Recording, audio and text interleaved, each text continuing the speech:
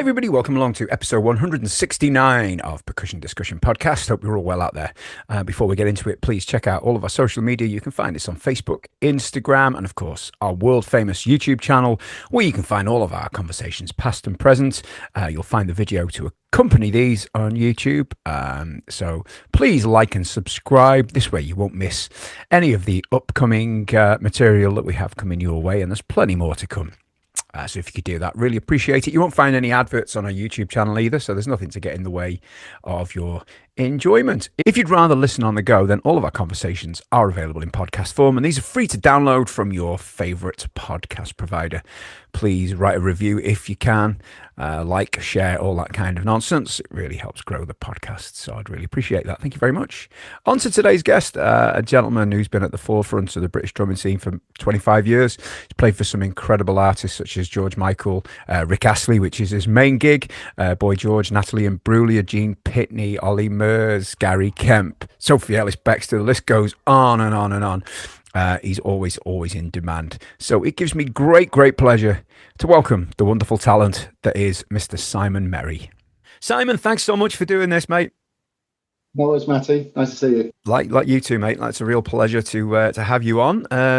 So how's things at the moment? All good? Yeah, very good. Yeah. I'm busy actually, which is nice. And it's always sort of coming up for summer is festivals, that kind of thing. It all starts to happen. And doing a gig this weekend actually with Rick Astley. He's having a quiet year, Rick, but he's doing a big band gig on Friday in Henley. So we got the horn section and 9-piece horns and a rhythm section, and yeah, so we got rehearsal start tomorrow for that. So that's fantastic. Really exciting. So when you say big band, is this doing standards or doing like big band versions of his repertoire? No, it's standards. Predominantly, yeah, we'd like Sinatra, that kind of thing. But then we obviously do Never Gonna Give You Up. He has to do that. And then we sort of do a little swing version of it towards the end. But yeah, it's pretty like Fly Me to the Moon, Come Fly With Me. What else do we do? Can't Take That Away From Me. You know, all those kind of stuff. We did a tour of it actually last Christmas with a load of Christmas tunes in with it as well. So yeah, looking forward to that. It's a different animal for me as well, because I'm predominantly a pop player. So putting a sort of swing head on for this gig is a different thing. But I'm looking forward to it. It's great. I just have to sort of literally brush up on it all. But yeah, no, it's gonna be really good. Oh, is that something that you have to do work on personally to get the swing thing going? Because if you've not kind of been brought up with it and not done a lot of it, it is a different animal, isn't it? Totally. Yeah, I mean, I did when I was young. So basically, my dad's a musician. He's in his 90s now, but he was musical director for an American artist called Gene Pitney. Oh, right. I ended up working with actually. He gave me my first gig doing that show. So I was brought up listening to that kind of music, 60s music, and then I did quite a lot of jazz stuff. I was in a jazz trio when I was 18. But since I sort of moved down to London, got into that pop world, got into a band, and then started doing session work, I kind of haven't really played it. Occasionally, if I'm doing a sort of gig at a pub or something, I'll but no, it's not something I play a lot. So yeah, it is putting a different head on. But I enjoy it. It's because it's nice. I use a different kit, and it's very important with the cymbals and the rides, what you use, and So yeah. Yeah, I was going to say, do you change the setup by? Do you change it quite a lot for that? Do you change heads and everything, or? Yeah, coated. Because I usually use clear heads, but I'm using coat heads on this, and I've got a kit because I'm endorsed by Natal. They've given me a nice Zenith kit, which is kind of their like Ludwig, kind of old school Ludwig kind of style.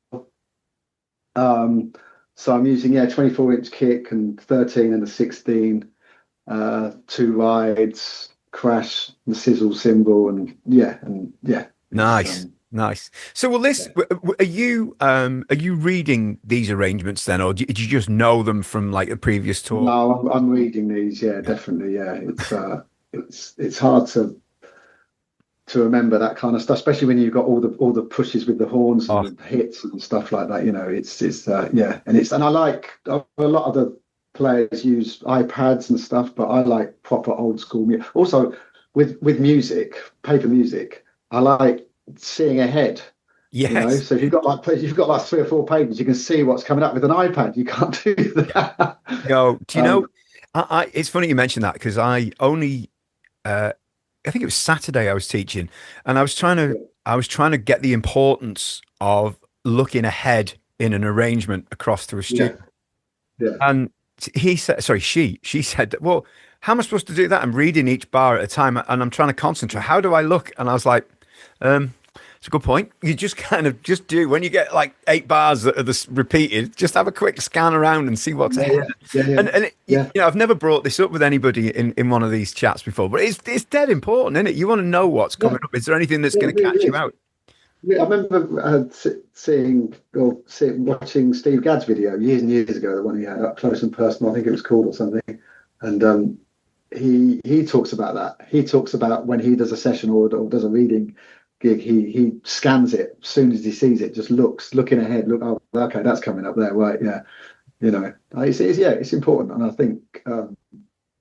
That's why I did try it on the iPad when we did some rehearsals last year. I did it on the iPad, and then you have to have a foot switch and all that. No.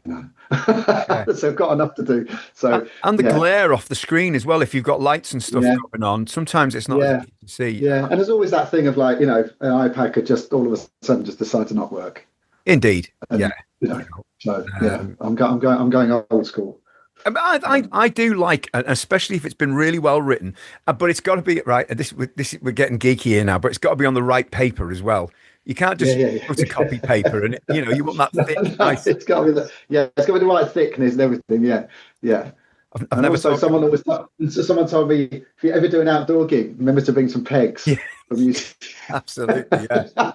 I remember doing this is going back years and years. I was helping a brass band out in a bandstand gig in Chester, and we were just going on for the second half, and a gust of wind blew my entire pad into the river, and I had to just busk the second, and I was like, "Oh shit!" The whole lot went in, about 15 pieces of music. So lessons learned. I've had it at a festival years and years ago. I was doing a house band, and it was all reading, and this is before iPads, and one bit of music that I was reading at the time, literally the gust of wind took it, and it went up in the end. It went underneath the drum riser. Yeah, sometimes. See, these non-reading drummers have it easy. They don't have any of these hassles. Yeah. I wouldn't have it any other way. So, I mean, while we're on the subject of reading, let's go back a bit to kind of your beginnings as a drummer, or first memories of music, whatever, and we'll get into the reading side of it and how that started. Yeah, like I said, my dad was a musician, so I was brought up, watching gigs from a very, very early age. And also, quite big gigs. My dad was touring with an MDing Lulu. The year I was born, he was MDing Lulu.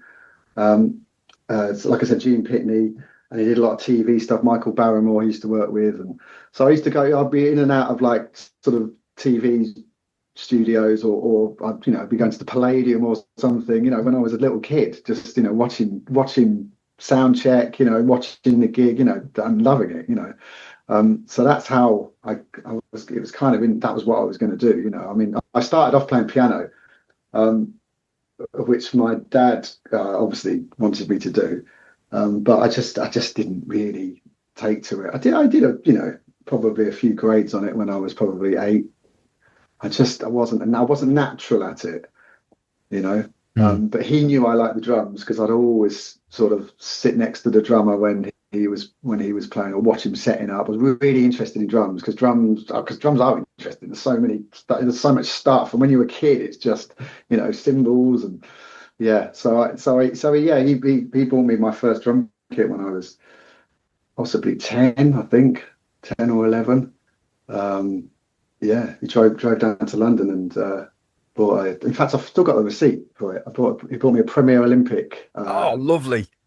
Kit, yeah. You haven't still got it, have you? haven't. No, I'm not sure Oh, what happened to it. To be honest with you, I think it probably, I don't know, something happened. It was in a. I was playing in the shed in the garden, and then after that I got a Pearl Export, and then I just thought I don't want that one anymore. But yeah. I wish I'd held on to it. But Oh, I know. yeah, Yeah, hindsight is a wonderful thing because at the time you don't think anything of it, and then you think, oh, they went out and bought that for me, and you just yeah, kind of no, discarded it. I know, I did the same. yeah. Uh, so Um, I'm guessing then, with a dad who's an MD, there's no way you're avoiding reading music, is that, No, because that's what my dad comes from, that sort of world. You know, he every I think pretty much every gig he did back then was a reading gig. You know, Mm. whether it was he was doing a TV thing or touring or he'd do a lot of summer shows as well. There'd be like, he'd do like 16 weeks in Blackpool at the Opera House or whatever, Mm. and he would have a full orchestra in the pit. Wow. Horns, percussion, all sorts. So yeah, and everybody read. So my dad got me into reading pretty much straight away. Really, the first thing he showed me I thought about this the other day. First thing he showed me on the drums, he wrote it out, was "Uptown Girl" by Billy Joel. Oh, right, okay. And he wrote it out, and he said, listen to it, blah blah, and it kind of, it makes sense when you actually look at it. It does all make sense. But so yeah, that was my first sort of little bit of reading he got me into, and then from then on, I had lessons with a local drummer, a guy called Alan Savage, and he used to play for Des O'Connor, Oh, wow. and he knew my dad as well. He played my dad a lot, so he took me, further up to doing, getting into, rudiments and reading more. So yeah, my dad was a massive influence on who I am today and what I know. Because were you obviously at a young age, were you against the reading bit a little bit? You just want to get out and play pop and rock stuff. Or were you all No, right with it? no, I was all right with it, because I didn't really know any different. I just thought, well, that's what you have to do. You have to read, I suppose, to do what my dad's doing, or Mm. So I didn't really. I mean, obviously I was into other stuff which obviously didn't involve reading. I would imagine, like I used to love Level 42, mid '80s, and watching Phil Gould, and he wasn't reading, Mm. you know. So no, I think I did some theatre, quite a lot of theatre stuff when I was young as well. My dad got me into a few. I did some pantomimes in Northampton, which is where I'm from, and again that was reading. So yeah, it was kind of quite normal for me, the reading. Yeah. It's not now. I don't hardly do any reading now. It's not, apart from doing this stuff this weekend with Rick, that's reading. And I'll do some West End, that's reading. But predominantly, no. It's usually just if I get a gig with any artist, you just learn it. Yeah, yeah. I suppose they don't want you doing that on stage anyway, and just No, but that's the other singing. thing as well. You can rely on charts too much. So even when I do chart something out myself for a gig, I'll try not to be like, just Yeah, looking at the chart, because there's so much other stuff going on around me with yeah, other musicians. So absolutely. Well, um, do you know? I remember my dad saying to my dad's a brass player, and he always used yeah, to when he tried me on different brass instruments. I said, it's just not for me. And told yeah, him about drums, and I remember him a few years later, and he said, "Listen, lad, the money's in the bass clef." And I always remember him saying that, but you've got to learn to read, and I resented it at the time. I was into Iron Maiden and yeah, yeah, AC/DC, and I had hard to imagine long hair. Um, yeah, and I look back now and I think, wow, I'm glad I listened to you. I taught myself. I'm a self-taught player and reader, but I couldn't have done. Well, most of all the gigs I do are reading these days. I don't do any yeah, non-reading gigs. yeah, But yeah, sure. yeah, interesting stuff. So it's kind of always been around, always been part of your thing, and it's a handy tool to have, isn't it? Let's be honest. Yeah, very handy. Yeah, I think, and also I think you understand music a lot more when you read. You can you can, when I hear music, I sort of see it written as well sometimes. Yeah. But yeah, it's been very handy on there's certain things, because I can just, sometimes someone will ring me up last minute. How can you do this tomorrow? It's a reading gig, and I'm like, yeah, okay, yeah. So it makes it. And obviously I do some homework with it. I can't, I can sight read, but I don't like going in completely cold. But so if anybody does ask about a gig or something, I always go, "Have you got some audio? I'd like to listen to it beforehand and all that." So even though when you have got the charts, but yeah, it does help.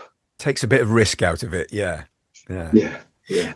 And you mentioned some West End stuff there. So what have you done in the West End? Because is these Deps or are these? Yeah, these are Deps. Yeah, no, I've never had my own show, but I've Depped it on a few things. Mostly Mamma Mia, the ABBA show. Oh, okay. So I've been doing that probably probably about 10 or 12 years. And Frosty, the drummer, whose gig it is, whose chair it is, he used to be in, do you remember Cutting Crew? Oh gosh, yeah. He was the drummer in Cutting Crew in the 80s. So yeah, he's been doing Mamma Mia since it started. Wow. That's 26 years. That's a long time. It's a long time. Must like that gig. The same show as well. So yeah, I probably go in maybe 4 or 5 times a month on that. All right. He has to take a lot of the early week off because I think he lives up in Hull, so he just comes down and does the matinees and the weekend shows. So yeah, I mean that again that's reading. I kind of know that show now because I've done it for so long, but I do still read it. I still have it there, But yeah, that's West End's a different thing as well because I think as a drummer, West End's quite hard because there's no forgiving. There's if you mess up or whatever, that's it's very noticeable on drums. Yeah. If it will, so I remember my first ever Dep on that was just terrifying. I mean, literally, my hands were shaking. It was, because you don't get a chance to rehearse it with them or the show. You just go in and do it. And also, the drummer's behind you, like for your first show, watching you. God, just in case. Well, he's taking notes, but also just in case, the MD's like, you got to go back on, all that. It's terrifying. I don't know why people do it, but. It's and also when you're on the drums, as you know, everybody's kit's different. I mean, every single drum kit that's not mine, I've gone on. Is just like, how the hell do you do this? So it's everybody has a different setup, slightly to someone else. So, yeah, that's another thing. And Mamma Mia, then is that all live, or is there any clicks involved in that one? It's all clicked, pretty much. I think maybe bar one song. Yeah. It's pretty much all clipped, but there's still an MD conducting, and of course, all of that. But yeah, mostly I'd say 95% of it's click. Yeah. Would you rather work with a click, or would you rather work with with a conductor and have everything live? Do you have a preference? I quite like the click. I never used to.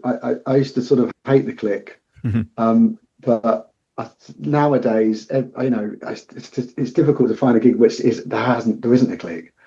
With what's, certainly with pop gigs where there's loads and loads of backing tracks going on and what have you. So yeah, I do quite like having a click now. When we're doing the big band thing, I do have a click to start off just to get the tempo, and then I'll just sort of knock it off like, maybe 16 bars into it. Yeah. Because it can move around the swing stuff. Sure. With all the horns and that, there's a lot of pulling and pushing going on. But yeah, I do like having a click. Yeah, I do. Right. Me too. I find it's just it's like a safety net, isn't it? You're right, and if you're not, then it's your own fault. Yeah, exactly. Yeah, I find it very comfortable these days. If there's parts and a click, I'm home. I'm cool. I'm good. Yeah. Take any of those away, and I seriously start to doubt my own timing if I go on a non-click gig after doing loads of them. I'm like, I don't know what my timing's like anymore. It's funny, but I always say if you can't hear the click, you're okay. Yeah, exactly.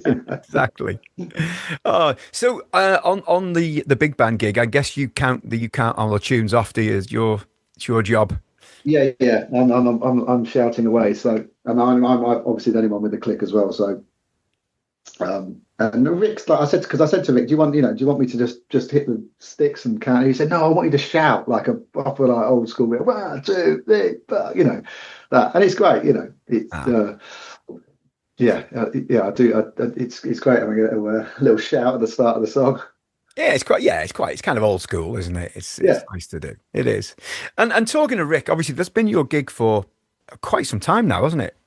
And how yeah, how I've been doing it how for a while, yeah. first of all, how did the gig come about? Because you know, any gig where your boss is a really competent drummer, you know, he's gonna know what he's looking for in a drummer, isn't he? Let's be Yeah, honest. yeah, Uh, yeah. so I first played for Rick when I mentioned that house band thing I was doing earlier. Um, I was doing an 80s house band thing, and Rick was one of the artists. This was probably 2008, 9. And you just have, there was loads of people, I think, like ABC, Go West, those all that sort of lot. And Rick was one of them. So yeah, Rick was going out and doing some gigs. I got asked to do it. I couldn't do the first thing he did actually, and then it sort of came around again about maybe a year or 2 years later, when the drummer he did have couldn't do it anymore. And yeah, and I've sort of been doing it since then. Funnily enough, my first ever gig I went to see was Rick Astley in 1988. oh wow. Yeah, Birmingham NEC. So that was quite a moment. But yeah, I mean, obviously he's a drummer. He started off playing the drums as a kid in a band, and he loves he loves the drums. Every time we do a gig, he'll be hovering around. Oh, sorry, every time we do like a sound check, he's hovering around the kit, and he's like, "Come on, Simon, can I get on? Can I get on?" So he gets on, and he loves it. He absolutely loves it. And does he have any input into what you do, or if he wants something a bit differently, will he say that? I mean, any frontman singer would do that, I know, but especially as he's a drummer, that he can get a bit more specific, and he'll know how to voice what he's trying to get across. If you see what I Yeah, mean. a little bit. I mean, he lets you sort of get on with it, really. But he's sometimes I don't think he knows what he wants, or he doesn't know how to explain what he wants or something. So sometimes he'll get on the kit and sort of play what he thinks it should be like. But no, a lot of the time he's very easygoing. Yeah. Just lets me get on with it. And it looks like a fun gig. It always looks like it's just maximum enjoyment on stage. I remember watching you at Glastonbury, I think it was a couple of years ago, and it looked just like essentially a big musical party on stage. Everyone having the best time. Is it that? Yeah, yeah, it is. What you saw at Glastonbury is basically what we do a lot. We just have a bit of fun, and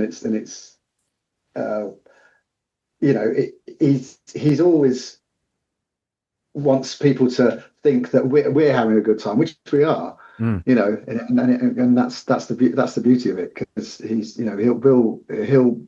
we sometimes just do little warm-up gigs in pubs. There's a pub he owns, or a brewery he owns in London. We just sometimes just rock up there unannounced, and it's the same kind of thing, same kind of vibe. We just sort of get up and do it, and obviously it's not with the whole shebang and the backing tracks and the lights and all that, but it's the same. He's very consistent with what and how he is and what he does. He was really, funny enough, going back to Glastonbury, he was quite nervous about that gig, I think, just because we were opening the Pyramid stage on the Saturday.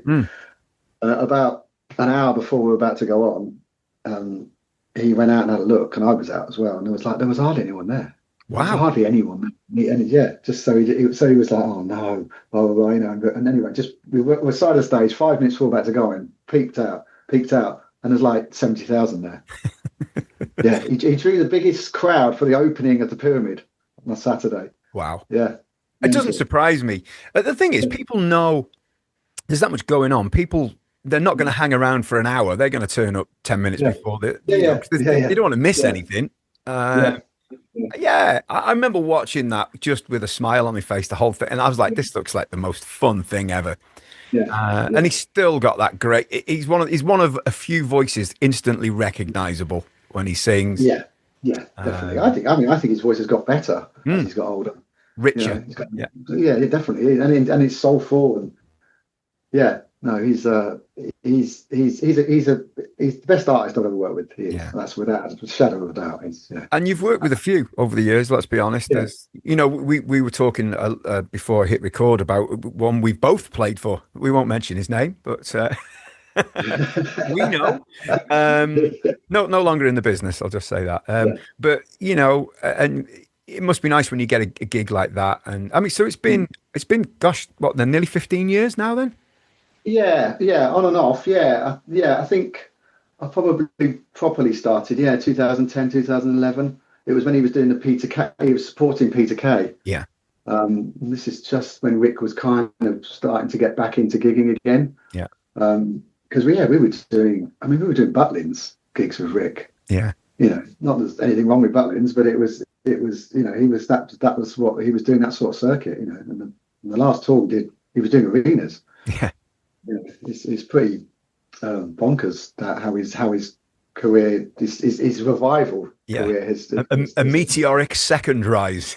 yeah, it is, and you know what, it's well deserved. He's like I said, he's such a lovely guy, and he does work hard, and he does he does, even though he does it looks like we're just having a lot of fun up on stage, but he does care about it and puts a lot of work into it. And is the band is it a pretty settled lineup most of the time, like bass player and stuff like that? So you can sort of same guys that have probably been doing it the last 10 8 or 9 years. It must make it comfortable for you having, because I don't know, do you like having the same bass player? I love the bass is important, isn't it? Really, it's because you have to get that groove going, and the bass player. It's pretty much been the same guys for the last 10 years. We've added a horn section for the last tour. Yeah. So they came in. They've kind of stayed there now. So we've got like trombone, sax, and trumpet. And that gives us, we can do a lot more stuff now, because Rick likes doing covers as well. So, we can stick in a few of those with horns on now. Fantastic. I mean, that versatility is great, isn't it? And the regular gig then, when he's doing his own repertoire, is that click as well, or is that some of that live? Yeah, that's all clicked. Yeah, it's not a lot. There's not an awful lot on there. It's probably, there's a lot of like strings and stuff like that on there, and some perk, because we don't have a live perk player. Although I really would like to have a live perk player. I love playing with percussion players. So yeah, there's not loads, but there is a bit going on, No, well, it certainly looks an amazing gig, and as I say, you've done a few over the years, haven't you? Now, I'm jumping around a little bit, but we kind of got to where you said you had your teacher and what have you, and then we went off on a tangent, as I often do.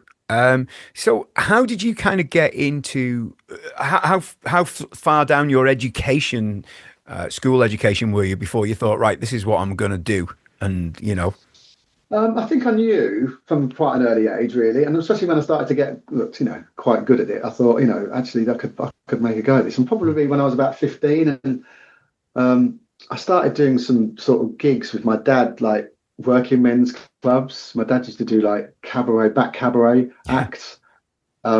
Just me, him, and a bass player. But there was a time when the drummer, his drummer he was using, couldn't do it, and he said, "Oh, do you fancy doing come on, we'll go in the car together. We'll give you your first cabaret gig." And this, and he said, "Look, I know the girl singer we're playing with, and here's the charts." And so I started doing that, and then that's kind of my first taste of gigging, properly and getting paid. So that's when I got the bug for it, really.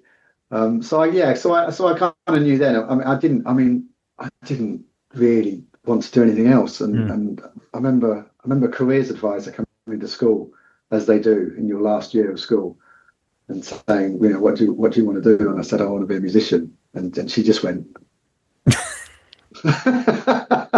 what do you really want to do, though? Yeah. So she said, well, it's quite a fickle business, that, isn't it? But not much security. I said, I don't know, but my dad does it, and blah blah, and all this sort of thing. And I was telling her about what, she goes, oh, okay, but anyway, I that's all I ever wanted to do. I mean, I never stayed on at school. I didn't do sixth form or anything. I just came out and pretty much started gigging straight away. So no college or anything like that, just straight into it. No, I didn't. I was going to go because there was my dad had a drummer called Ronnie Bottomley who Oh yes, taught I at know Leeds. that. I know that name. Yeah, so he used to play with my dad, and Is he from? Is he he was your? Is he talking a about. Yorkshireman? Yeah, that's right. Yeah, he is. Yeah, Yes, yeah. I think he's still playing. he He's got to is. be in his 90s. He is indeed. Um, A friend, a friend of mine knows him very well. So yes, oh, yes. okay. Yeah, we're friends on Facebook, so I see him doing stuff. But so anyway, he was mentioning because he was teaching at Leeds, and he said, "Oh, I could get you in at Leeds," and blah blah blah, and that. And then this was probably when I was like 17, and then my dad was doing a tour, or had a tour coming up. This was for Gene Pitney, and the drummer couldn't do it. So he just said, "Look, I think you're ready, you know." And I went, "Yeah." And he went, "Yeah, but I've got to audition you." Hmm. So I said, "Okay." So he auditioned me. My dad auditioned me for the gig. So yeah, so I ended up just doing that. And I remember speaking to Ronnie about it and saying, about about going to Leeds and that. And he said, "Look, you're the best experience you're going to get is going out on the road and doing it." Although I do wish I'd have done a bit of college, maybe just for theory, maybe, and stuff like that, just to get a bit more. But I went to Australia for like 6 weeks. Do you know you could have gone to college for 3 years, and you don't really get the gigging experience. You get people Yeah, telling you about it, how it should be, yeah, but yeah, yeah, you've also got that name on your CV. It's a hell of a start, isn't it, to your yeah, career? yeah, yeah, yeah, yeah. Absolutely. I mean, I learned a lot as well. Because I was playing with a full orchestra, a percussion player. There was a strings, horns. All these sort of like proper seasoned pros. And it was definitely good for me. Yeah, And at that age, you're playing with an orchestra. Now, I spoke to Elliot Henshaw about this. yeah, I don't know. no, I think it was January time, yeah, and we're talking about playing with strings. And at the time, Elliot was a seasoned pro, and you've gone in at yeah. like 17, 18. I'd imagine it's quite hard playing with a string section. Was your dad conducting then?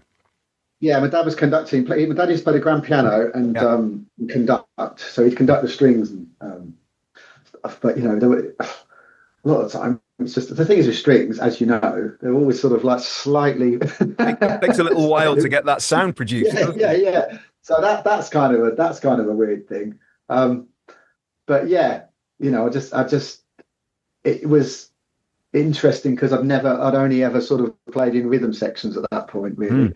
I probably played with some horns, but not with a proper orchestra and a Yeah, percussion player. And your timing's everything in that of in course. that sort of situation. Although my dad would count everything in, there was no click. Yeah, it's down to So you then. once he's counted us in, that's it. It's me. Yeah, yeah, that's interesting because well, hence the old daft line. Can I have the strings in time in my monitor, please? Yeah, Unlikely, but what a hell of an experience, though. Just to yeah, I think that's incredible. Wow. Yeah. yeah, yeah. It was, yeah, yeah. And as I said, it was. I sort of ended up playing with Gene Pitney then up until he died. Mm. Really, on and off. I didn't do all of his tours because I couldn't. But yeah, he was. It was. It was. I'd stay thrown in the deep end, definitely. But also, how else am I supposed to, get some Mm. experience like that? And obviously, with helping with my dad, nepotism, and all that. But he auditioned me. He wasn't just going to give it to me. Oh, And also, he also said, look, if you're going to do this, I don't want you've got to be as good, if not better, than the guys that have done it before. yeah, yeah. Because I don't want the rest of the band thinking you're just here because you're my son. That's the thing. It's not going to do his reputation any good, is it? If he Yeah. pulls a No. stunt like that.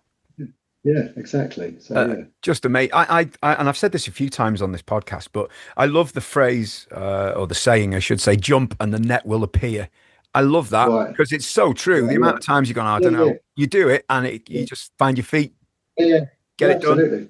and I like that Yeah. saying a lot. So, once you finished on the Gene Pitney tour, then how long was it before the next sort of thing comes along and you back out again? I'm trying to think. It was a long while ago now. I'm trying to think. I sort of so then from then the thing is because I lived in Northampton, and And my dad always said to me, look, you should move to London, you know. And I was just sort of like, well, I don't know. I was busy in Northampton. I was doing a lot of local gigs and stuff. And then, you know, my dad moved to London years and years ago. Yeah. And then he moved back. But he, you know, family and all that sort of thing. He was quite settled in Northampton. But he said to me, look, don't make the mistake I did. He said, I didn't make the big move to London, Barbara. He said, you'll learn so much more, you know, everything's going on there and blah, blah, blah. And I did. So I moved to London when I was early 20s. And I mean, literally just some old school friends that moved to London. They had normal jobs, proper jobs, as it were. Yeah. So I kind of just sort of crashed on the floor for a bit, you know, and then eventually I moved in with a mate of mine. We got like a 2-bedroom flat, and then I literally came to London knowing nobody. I think I knew one person, one bass player. Wow. And I didn't gig for a long time. It felt like a long time, probably 3 or 4 months. It's a long time. Yeah, and I was literally going around places, you know, business cards. This is what I do. Blah blah blah. There used to be a jam night in Kensington, a place called the Orange. I used to go there quite a lot, met people, and then it was this bass player, a guy called James Winchester. He's sadly no longer with us, but he kind of got me into the London scene. He put me on some gigs. He was in a sort of 70s funk covers band thing. He got me involved with that, and from there I kind of just met people. You know, I was always the youngest as well, so I was always learning off all these sort of people. You know, I'm now the oldest in all the bands. But did it feel like a backward step at first? Then for the first few, it did, yeah, very much so, because I was very settled with what I was doing in Northampton and how it was, and I was, you know, I was still with my first love then, my first girlfriend and all that. So I was like, I don't want to move to London. And I remember a friend of mine who I was in a band with in Northampton, he said to me, why do you want to move to London where all the other drummers are? Isn't that true though? Like, yeah. But, you know, and it was scary because, you know, you're coming down to London is a big deal, isn't it? When you're not from London, or, you know, I'd always remember going to London with my dad when I was a kid and going to the Palladium or wherever, the Dominion. We used to play a lot, and just London was like, wow, you know, this is where it all happens, you know. Yeah. So yeah, it definitely did feel like a step backward, and for a short while it was, you know, I wasn't really doing anything, and I was like, why have I done this, you know? Yeah, I can imagine that'd be terrifying. It's yeah, but it's paid off, hasn't it? You know, it's yeah, I'd like to think so. Yeah, I mean, I've been here now, wow, 30 odd years, but it's yeah, just you know, I say to a lot of people now, not that you have to, because the world's different now with social media and that, but you know, I've had a lot of drummers who live quite a long way away and stuff, and I said, look, if you can, try and get down to London if you can. You'll just have more opportunities and stuff, you know, you will just meet different people, and there's a lot more going on, and, you know, it's like I said, different back then when I was doing it, because of social media, you can be anywhere, can't you? But yeah. You know, I just did. I saw a lot of gigs. Used to go to Ronnie Scott's a lot when I first moved down to London, and yeah, just getting the name about, really. You know, like I said, before social media, even before, I think I had my first mobile phone then. You know, but yeah, haven't looked back. No, first mobile phone. I bet it was a Nokia as well, wasn't it? It was a Nokia, yeah. We couldn't even text then. All you could do is call people. That was it. I mean, it was crazy. Yeah, crazy. And now look what we're doing. You know, chatting to each other with video. Yeah, I know. Yeah. But yeah, so yeah, when I moved to London, and I just sort of got involved with. Well, I got in a band for a while that was a band called Shooter, and they got signed, or the singer got signed to a label in America, and we were her band. And the manager of this band was a guy called Simon Harrison, who's Gavin Harrison's brother. Oh, right, okay. In fact, Gavin played drums on the first album. So I got that gig, and then I remember first day rehearsals at that we went at the old Nomis Studios in London, and Gavin was there.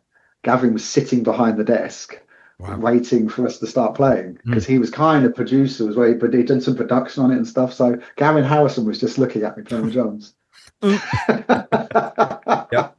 Oh dear. So I did that for a couple of years, and then Simon Harrison, who was the manager, was also an agent. Still is. So he got me involved with lots of things. He put me forward for artists, and then my next sort of big thing after that was Natalie Imbruglia. I did a few tours with her. This is after Chuck Sabo. I was going to say, Chuck, I'm sure Chuck was the original one, wasn't he? Chuck did it in the 90s. I did it sort of early 2000. When did I start doing it? 2003, around then. But I did it for a couple of years. I it just sort of snowballed from there, really, with getting different work, getting my name around, and it's been good, because I've just like I said, it's been working with different people all the time. Yeah. And now it is such a small world. London is like, everybody knows everybody, really. And it's I'll sometimes turn up on gigs and go, I didn't know you were doing this gig. And there seems to be in the London area, and I'm including you in this in this list, but there seems to be about 4 or 5 who kind of do most of the pop stuff, and especially a lot of the 80s stuff. I know Phil G as well. He's on so many different gigs. But there seems to be a handful of you who kind of got it all covered between you and what have you, which is that's great. I think it's a good thing. It's good. And I think we all sort of share the work as well. So if there's any other time that you can't do a gig or something, you've always got your, like Phil G, for instance, is one of those. I cover for him in Go West sometimes when he can't do that. In fact, he called me the other day, actually, because the guy from the Christians had a heart attack. Oh gosh, on the stage, with Sting, And I think Phil got a call about coming in to do that, and he said, "Look, I can't do all the dates, but could you cover some?" I said, "Well, I might be able." So it was all a bit of, I think it's okay now, but yeah, it's kind of that sort of, we all sort of help each other out. It's kind of nice, really. Yeah. I was going to say that's another subject which I always find interesting, is how do you manage your diary? Because you're a busy guy, a busy drummer, and it must be, if you get a nice gig come in, it must be terrifying turning the page on the diary. Just, have I got anything? I've got a free fortnight, which is probably unusual. How does that? Is that a thing, or is that just in my head? I don't know. No, it is a thing, definitely. Yeah, I mean, it's hard because most musicians will have their main gig or something, so you kind of put that first, whatever. So for me, it's Rick, obviously. And there are times when I've not done other things because I've obviously had to put him first, or there's been a tour and I can't dip out of a tour or whatever, So sometimes there's been times when I've gone, I can't do that, and I really wanted to do it, and then they get someone else, So it is. There's a lot of spinning plates going on, but again, like Rick's had a quiet year. He's decided to have a year where he's not really doing much. Sure. So there was that moment where I was like, not much is happening, and I've always put Rick first. So it's it's that, and I did put the feelers out. I said, look, just let him, to a few drummers. I'm not going to be that looking like I might not be that busy next year, And I did get a call to do this, which I'm doing at the moment. I'm doing this this guy called Rob Lamberti. He's like a George Michael. He's brilliant as well. I've been covering on that. So that sort of came in out of nowhere, and I've done about 30 gigs with him this year. Wow. It's interesting because you're never really sure what's gonna happen with your diary, but these high end tribute shows, the production values are every bit as good and as big as huge touring shows. They're not budget. They're not budget things, are they? Yeah, absolutely. This guy Rob, he's incredible. I've worked with George Michael, and we went to go and see it in London before I started doing it early on in the year.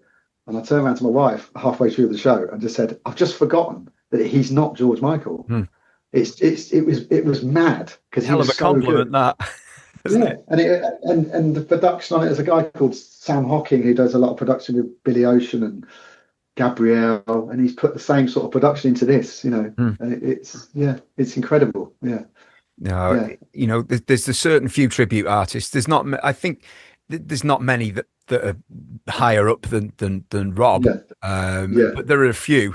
And as I say, Mm. the shows, you go and see it, and the production is just like huge and, Yeah, not a yeah. cheap thing to take out. And the fact that they're No, using no. musicians such as yourself is Yeah, testament to that, you know? yeah, exactly. And there's a few people that have played with in George Michael's original band, and the sax player, there's a guy called Baps.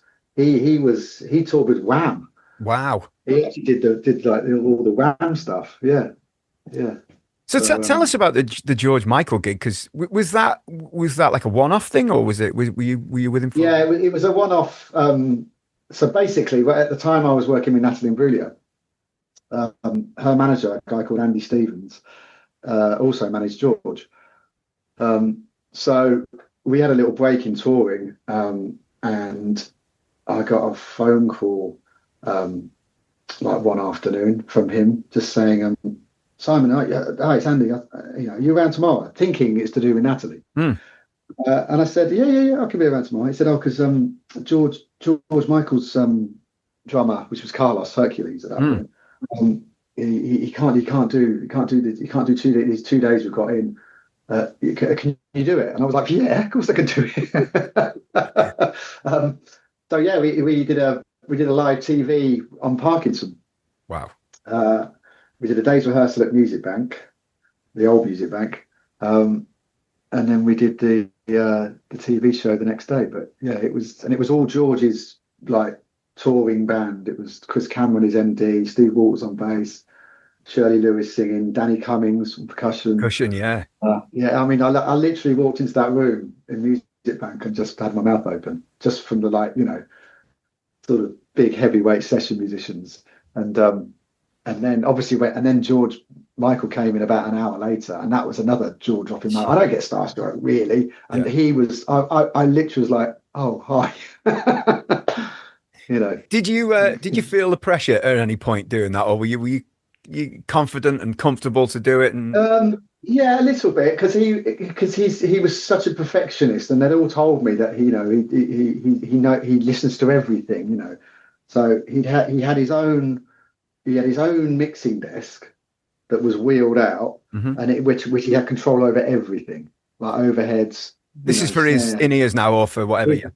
His in-ears. Yeah, he had a mixing desk about this big, which was basically like a monitor, his own monitor desk. Wow. So while we were playing, he was just getting what he wanted, and that. And he did mention one thing, I think, that for me, which was, I can't even remember what it was now, but he did say something, and that was, so he did it again. And then, but yeah, he was the perfectionist, and then he came in for about half an hour and then just left, and then we didn't see him again until we did the show the next day. But yeah, it's quite nice to hear that, though, that he's the perfectionist that you think he probably is anyway.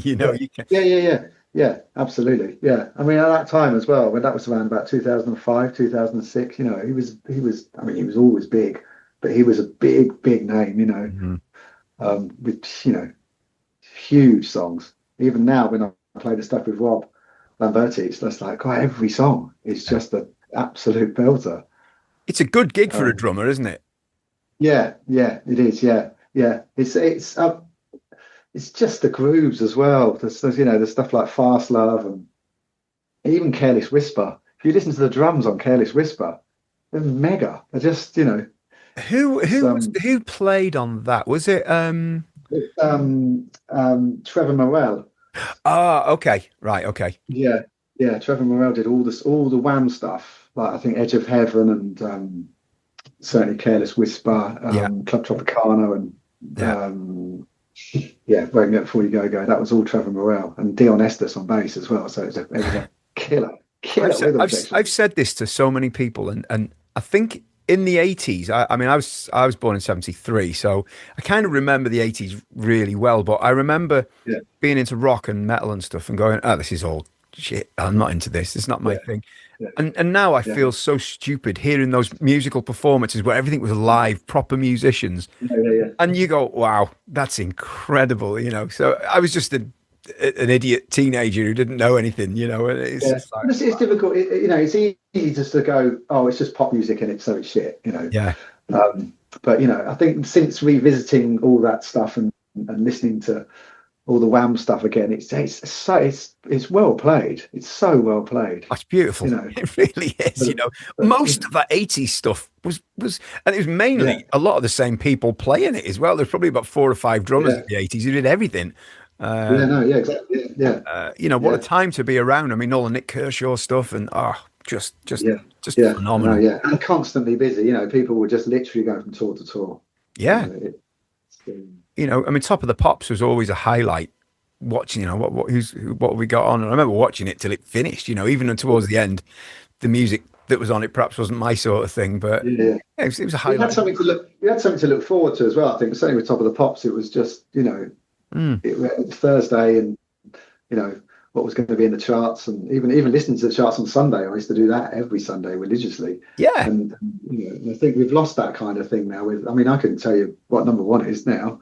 No, it's totally different, and it's a shame. Things move on. I know, but and again, the whole. I'm going to see Oasis on Friday. This won't make sense because this is going to come out in a couple of months' time. But I've already seen most of the show due to phones recording it and stuff. I watched a bit this morning. It looked great. It looks great, but that element of mystery has gone from gigs now. Yeah. It's just, but times moved on, and I'm a moaning git, obviously, but the times when you think, the only way you'd find out what a gig was like if you go to a tour date, and you'd see people enjoying themselves rather than just taking clips that you're never going to watch. I'll tell you what I found odd about that, just going slightly off the track, the Oasis thing. I saw clips that the band, the drums aren't even on a riser. No, they're just all flat on the floor. Very understated. And they're only using the very mid. They're using the very middle. It's like it's got this huge stage, and they're all like. Well, you knew that Oasis weren't going to have poser ramps.